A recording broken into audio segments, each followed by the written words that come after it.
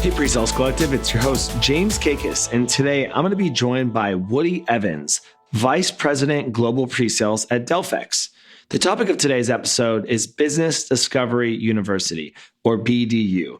On the PreSales Podcast, we talk about a number of topics, but today we're going to get very tactical as it relates to discovery.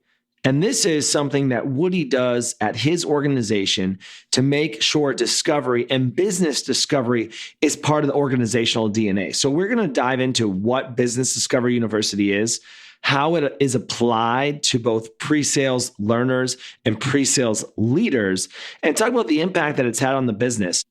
Again, Woody has been doing this for years, and I think it is so fascinating learning how business discovery has become such a focal part of their business and their DNA that I want to bring this concept to the community. Whether you're an individual contributor looking to learn more about how to be better at discovery, or you're a leader looking to institute better discovery practices within your organization, today's episode's for you. Enjoy. Vivint offers a way for companies to deliver an incredible buyer experience, with pre-sales leading the charge. With Vivint, companies can meet the demanding needs of the sales-proof buyer by aligning sales with product, providing repeatable workflows, delivering on-demand product expertise, and winning more deals with transparency and trust. For more information, visit vivint.com. Woody, welcome to the PreSales Podcast. How are you today? I'm well. How are you? I'm great. I'm glad to have you on the podcast. You've been a big supporter of the PreSales Collective and the Leadership Collective. Really, I feel like since the beginning. And so I just want to say thank you for that and thank you for your support. And, I am curious, as an executive and a leader who's been in the pre-sales world for quite some time, why did you join the Leadership Collective and how does it bring you value? Well, it's clear to me that there's a lack of professional communities around pre-sales. It's nascent. It's just forming in the industry. And I really like the tone and tenor of what goes on at the PSLC. And I especially like networking with peers, right? Because you learn what's best practice, what the different people in different kinds of venues and avenues think about this. And, I want to learn and contribute to what global best practices as well. So I think that's the real value to me, is just learning from peers and getting to that sort of what's global best practice. I appreciate that. And that's a lot of the conversation we have internally is like, there really hasn't been what great looks like. And I think if we continue to have these dialogues and these conversations amongst leaders and executives and high performing folks, maybe we can actually start defining and bring inspiration to the community. Yeah, I agree. Talking about best practices, we're going to get into a pretty good topic here momentarily, but talk to us about your pre-sales career journey. What got you to where you are today? Pretty long set of things. So I sort of cut my teeth in Oracle consulting, and I did a lot of consulting delivery for virtually every project type you can think of. But at the end of that stint at Oracle, I did a lot of stuff that was sort of quasi pre-sales and had to sort of cross that barrier when you sort of go from a technical person to someone who actually can quantify and talk about business value and cross the boundary, sort of, think forwards and backwards across that boundary. It was pretty tough there, but I think that's where I cut my teeth. I went for a while to a think tank kind of job where it was very heady and that sort of thing. But then when I came to my current employer, Delphix, I sort of really took off in pre-sales. I started at the bottom and worked my way up to the current role. I'm VP now at Global Pre-Sales at Delphix. Congrats to you on that. You've been there for about 11 years now, 12 years. Is that correct? Yeah, about that. That's a great journey. The company's probably gone through so many different iterations in your time there. Oh my gosh.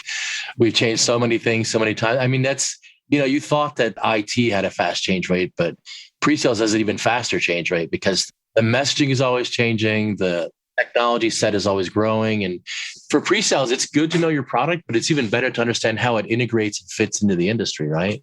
You have to really understand what's going on. Think about the explosion of just DevOps, right? Just keeping up with that is a full-time job. I'm glad you said that because I always say that my career starting in post-sale made me a better pre-sales professional because I got to actually see what happened on the other side of the contract and how things implemented. That's great to hear your journey and hear how your role has expanded at your company. But one of the things that we talked about previously, which I am excited to talk about, is the concept of discovery. I feel like there's so much content out there around discovery, and there's so many different perspectives. But what you've done at Delphix around Business Discovery University is super interesting, and I'm really excited to talk about it today. Let's just maybe start with some basics, Woody. What is business discovery, and really, why does it apply to pre-sales professionals?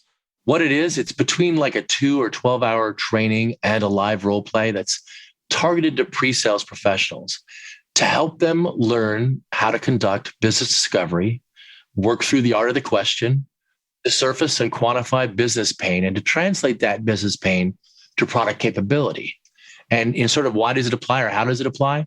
One of the great things I think it often gets missed by sales and other folks is that a key skill of an SC is to be at the intersection of that business value and technology. To be frank, I think there's a lot of people that understand technology, right? The question or the value of an SC is that they're able to translate across the boundary, up and back, right? So that if you understand what the value is to a company, and you can connect the dots, for example, for an executive, that's what helps make the sale. I personally don't believe very many people buy because the technology is cool. They buy because they see it's cool, but they understand how it affects the business. So some companies turn business value, as it were, into a skill set, but that's mostly I find in the realm of the biggest companies where they have enough scale to do that. Small companies need everybody to have the skill. And we're not small anymore, but we're still medium sized and we need to have it in our pre-sales force. That's a really great point. And reflecting back on my own experiences when I was at Showpad, which was a startup, and then Salesforce, a big enterprise company, you're definitely right. When I was at Salesforce, I had the resources, we had the teams. But when I was in a startup, we were expected to do everything. And I would be lying to you if I said that my discovery skills and business value skills were up to speed at that time. That's a massive challenge for a fast moving company, like you mentioned. One of the things prior to this call is you sent me over your deck, your Business Discovery University deck, which was over 50 slides. I'm very impressed by it. It was very detailed. And for me, it was absorbing this. And so this concept of a Business Discovery University where you're doing 2 to 12 hours of training and live role play and really practicing makes a lot of sense for an organization. So who is the intended audience for this Business Discovery University? And maybe more importantly, why are you teaching it? Obviously, we aimed it at pre-sales, but anybody can be a learner, right? If you could teach it to salespeople, right? They need the same skills at points, right? Even your customer success folks or some of the post-sales delivery could benefit from it. But we sort of classify them as learners and leaders. Learners are people who've never done it before or really need a big refresher. And leaders are those who should be comfortable teaching it. Maybe they need a refresher too. We try to keep it to a sort of small group ratio. We want it to be sort of 1 leader to at most 3 learners, because it gives the leader a chance to really coach every person on that team and give everybody a chance to have every role in the role play. That's sort of the basis for it. And the reason why we teach it is obviously, we know that this translates into money for our company, right? If you don't have the business pain or you don't know that it matters enough, that's a problem. If you sound like the geek, you don't talk to the exec, right? You get to sound like, whom you speak like. You have to be clear on motivations. You have to make sure you ask the right questions. You have to be curious, not presumptive. If you read this book, The 5 Whys, right? Sometimes you miss the forest for the trees because you didn't ask why enough. If you don't steer the conversation, if you don't have meta-cognition, if you can't connect the dots, all these things lead to lower cycle times, lower conversion rates, less revenue. That's the big reason, right? I often tell my people, right? If you want to be the most persuasive pre-sales person inside of Delphix, learn how to persuade the salesperson that you're right. The salespeople are very crisp about what's important and what's not. And if you can persuade them, you can persuade anybody. I like that perspective a lot. And Woody, I like that you talked about getting leaders involved in this as well, and then really talking about the impact on the bottom line and really how this actually impacts revenue. So I am curious, because you said that you broke it down to leaders and learners. Why do you get your leaders involved in this? Well, the key skill of a leader, in my opinion, is their capacity to scale. And a lot of people make the mistake of promoting someone who's a great SE who delivers a lot of revenue. But, sitting a horse is not the same as riding one. You have to have the ability to scale other people, not just scale yourself. Learning to do this and do it well, it's difficult. That meta-cognition viewpoint is really hard to maintain yourself, let alone teach someone else. But as you practice it, it definitely improves your ability as well. And the more leaders we have, the more we can scale, right? So it's also a metric of scale, right? If I can get more people to be able to do it, the whole company benefits. It's my opinion. I agree. And one of the reasons why I wanted to have this podcast was to talk about the successes that you've had implementing this university and how it's made an impact on your business. Because I think we just so often just say, oh yeah, discovery is part of the process, or, making sure it's part of our DNA. But like, how are we going and teaching it and making it impactful and really part of our DNA and our organization, as you mentioned, as it scales? Because that's where a lot of these things just kind of fall through the cracks, right? You do something at 50 employees, you're not doing it at 150, you're definitely not doing it at 500. And I think that the tactical nature of Business Discovery University is super interesting. And so one of the things that I read in the prep doc was really about the formats that you're utilizing. So can you explain what those formats are? Sure. Let me preface that. So for the content of BDU, we find that the level of interaction, the ability to read body language, the capacity to remain present, and peer reinforcement, those are the keys to building success. But we also live in the time of COVID and the time of Zoom and the time of dispersed teams. So we have 2 or 3 different options that we do. We have a short Zoom-based half day that's tailored to small groups or as refresher lessons. But our data shows that Zoom fatigue, as well as the limitation of Zoom, don't really work well for more in-depth training. So it's got to be more of a refresher. 1 and 1.5 day versions, those are in person, and they're really suited for teams that are new to the concept. And they help foster that trust that you need to be vulnerable enough to give and accept critique among your peers. I don't know if you've ever seen some of the work by the Blue Angels, but there's a lot of sort of method of everyone comes to the table willing to hear and give critique, both of themselves and of others, so that everyone's sort of at the same level. And it's in these longer versions, especially during those roundtable exercises afterward, that we get a lot of that great critique that causes people to grow. Here's an example, right? Us as well. In those longer versions, I can do some of our more special exercises. I find this one to be really difficult and very telling for people, right? And you have a conversation where you only ask questions. It's a very powerful exercise because it forces you not to make value statements. It's very hard to make value statements if you're only asking questions. And that's the idea, right? Is that you maintain focus on the customer, not on your preconceptions. Hard to do, but really valuable, I find. Reinforcing these behaviors, especially in this new virtual hybrid world, is really interesting because you mentioned like there is a lot of fatigue that happens out there. We're sitting on Zoom all day long. A lot of times people just don't want to sit there and question all day, right? They want to like see the value and they want to understand that you're hearing them and there's something that they get out of this. So this concept of BDU is, again, it's pretty fascinating. One of the things that I read was that you were kind of talking about preparation, execution, and the results. And something that you mentioned earlier, right, is why you do this and how it actually affects the business. And in the guide, I read that there is things that pre-sales professionals should be doing before, during, and after BDU. What are those things? Well, for preparation, I sort of ask people to prepare in the same way they would for a deal, right? For an opportunity. Obviously, though, if you're going to do a half-day session, you don't want to do 3 days of homework. And I know that would be onerous. Instead of asking them to do the usual, to read the 10K, to go through the investor presentation, to gather tech details, to look through their high value network, instead of that, we just build a case study like they would do at one of the business schools, right? But we give them a partial study. Here's the thing you have to learn, but obviously there's more to learn. And the leaders, right, they have a different version of that case study. Their goal is to allow the learner to draw out some of the details, right? So their job is to sort of lead them to do that drawing out, if you will. During the execution, we ask everybody to have a role, like I said, in teams of 3 or 4, and the learners rotate among the roles. So sometimes they play the pre-sales role, sometimes they play the sales role, sometimes they're just the note taker. But the idea is, again, that these are the same roles that should be happening in any sales meeting. So the leaders in this meeting are called not just to play the customer, but also to teach meta-cognition, which is the most important skill that this entire thing tries to get to. Afterwards, we do this roundtable in the fashion of the Blue Angels, like I discussed, where we ask everyone to critique their own performance and share ideas about how we can improve collectively. And I can tell you that is the most valuable 30, 40 minutes that they get per exercise, right? Because that's their peers talking to their peers. I can talk till I'm blue in the face, but that peer-to-peer interaction, that's where the money is. That's the value. How do you ensure that your teams are giving proper feedback and have an openness to give critical and receive critical feedback? I think really good SEs already know that's important, but if you're new to the idea, right, then often I have the leaders take care of that. And their job is to interrupt, whether that's inside the scenario to say, hey, you might want to change your question to this or change your tactic to that to tackle the problem. Because remember, we're here to teach them how to do it, not to give them a grade on it. I want them to get better at this skill. And then when you're doing the roundtable, obviously you want to include everyone because the quietest people often have the best insights. They're the ones that sit back and sort of draw it all in. But you should also be ready to present specific observations that you had as a leader, encourage specific critiques, throw the fodder out there for the roundtable. There's more than enough, believe me, every time we do one of these things to have, plenty of discussion. So we usually run out of time every time. I love that. Again, I want to get fairly tactical so that those who are listening can maybe bring this back to their organizations.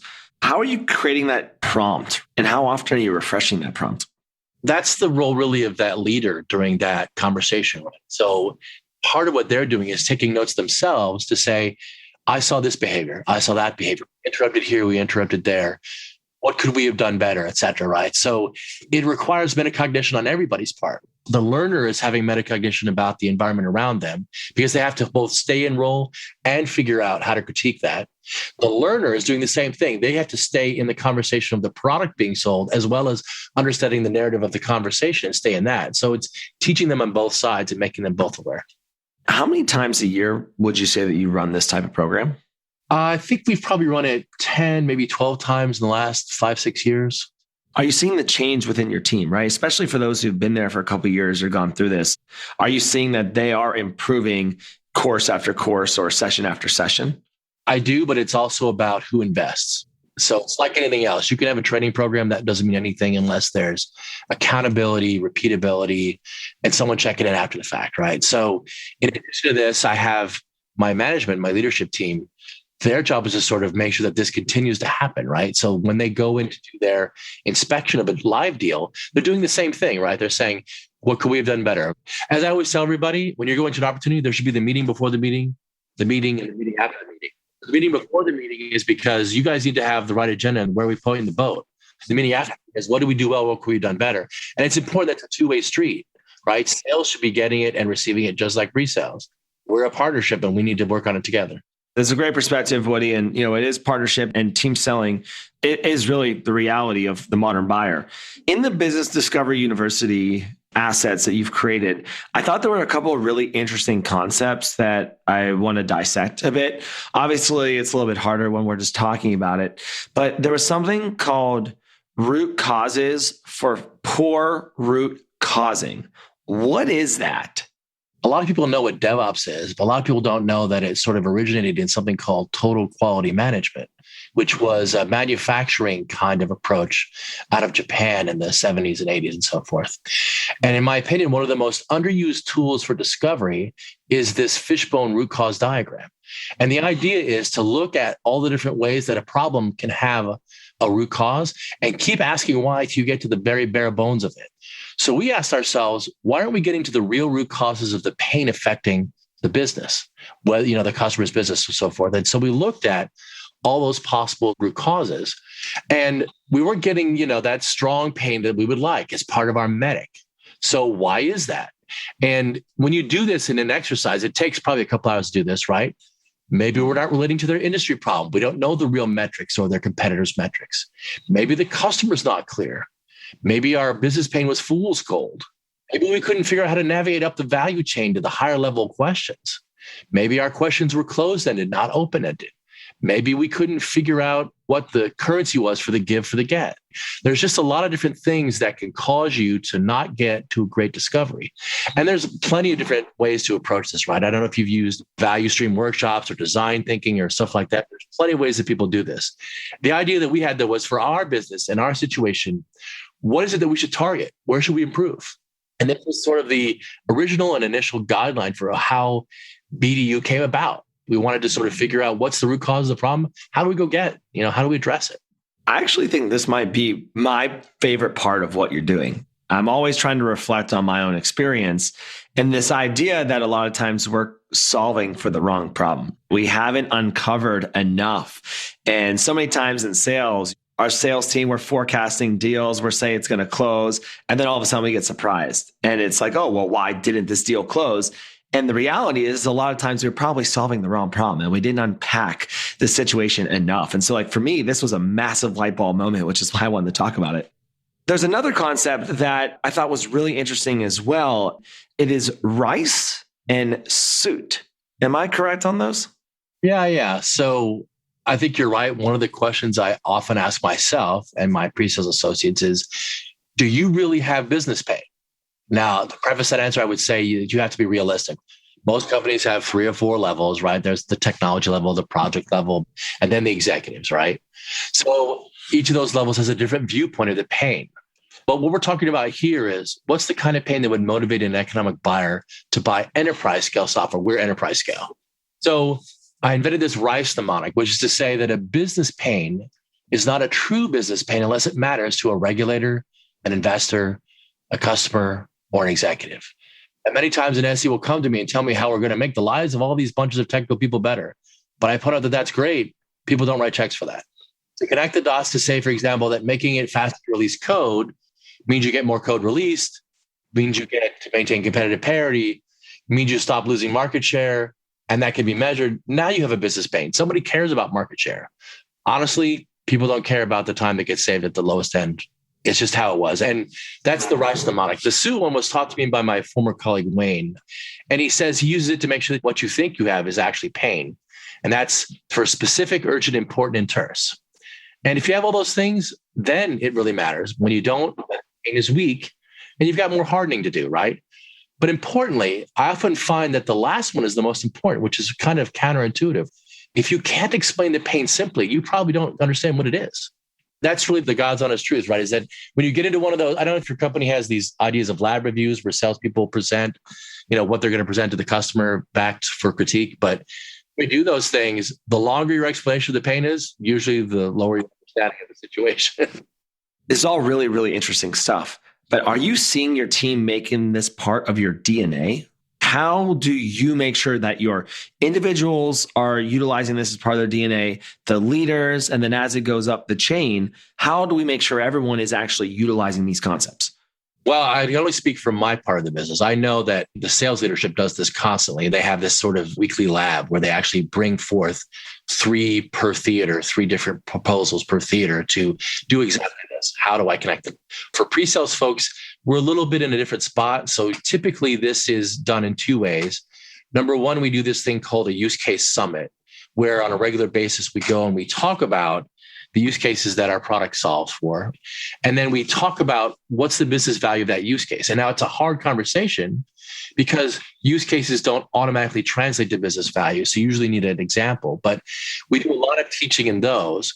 And then of course, the leadership, the managers will be the ones that are going to be in the meeting inspecting, and they're doing one-on-one kind of reinforcement, right? So you can't expect the miracle, much like anything else. Pre-sales is a practice.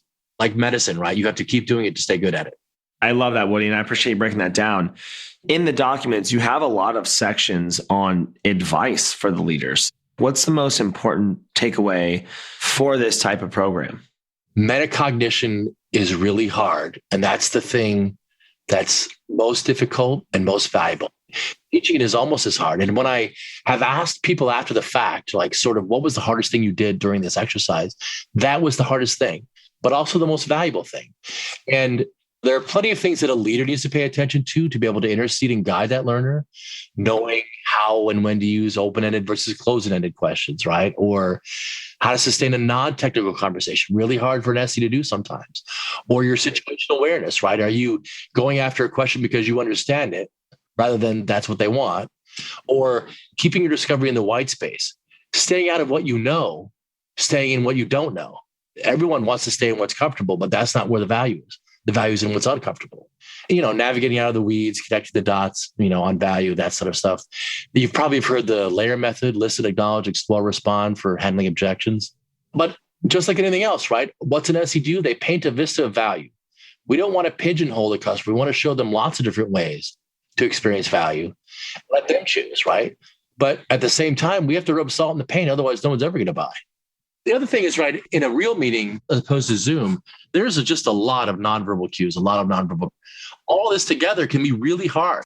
So leaders and learners sort of learn both ways, right? It's one of those things you've got to really master. And it takes a lot of practice to do it. And I would say for sure, I'm still a learner when it comes to leadership.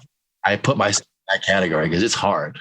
I appreciate you breaking that down, because Again, these are very interesting concepts that I think a lot of times we take for granted. Again, I've kind of referenced this like, oh, it's discovery, but making sure it's part of the DNA. Anything that you do, make sure it's part of the organizational DNA. And it sounds like it's sales, pre-sales, the entire organization is beating on the same beat of the drum to make sure it's moving the business forward.